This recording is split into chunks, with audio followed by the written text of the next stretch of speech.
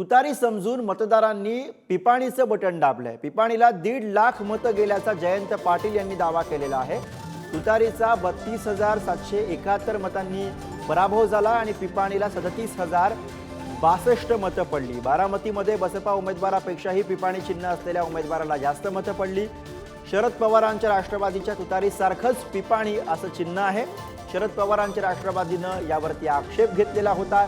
तुतारी समजून लोकांनी पिपाणीचं बटन दाबल्याचा जयंत पाटील यांनी आता आरोप केलेला आहे।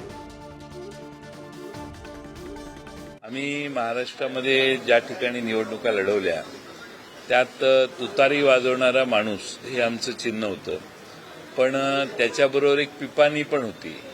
ती पिपाणीला तुतारी म्हटले गेलेलो। त्याचा फटका जर बघितला तुम्ही तर सर्व मतदारसंघात म्हणजे दिंडोरीमध्ये 1,03,000 मतं त्या पिपाणीला गेले।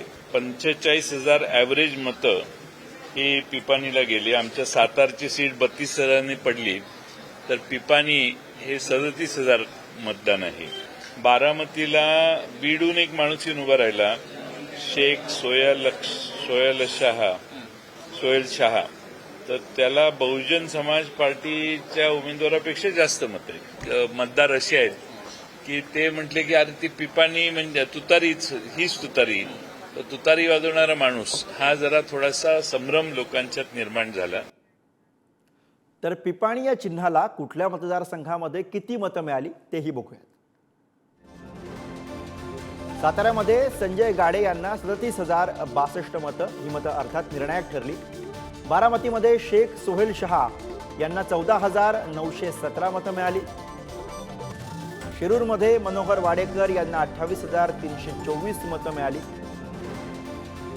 रावेरमध्ये एकनाथ साळुंखे यांना 43,957 मतं मिळाली। दिंडोरीमध्ये बाबू भगरे यांना 1,03,632 मतं मिळाली। भिवंडीमध्ये कांचन वखरे यांना 24,625 मतं मिळाली।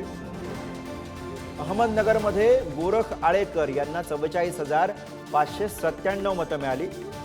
बीडमध्ये अशोक थोरात यांना 54,850 मतं मिळाली। पिपाणी या चिन्हावरची मतं आहेत।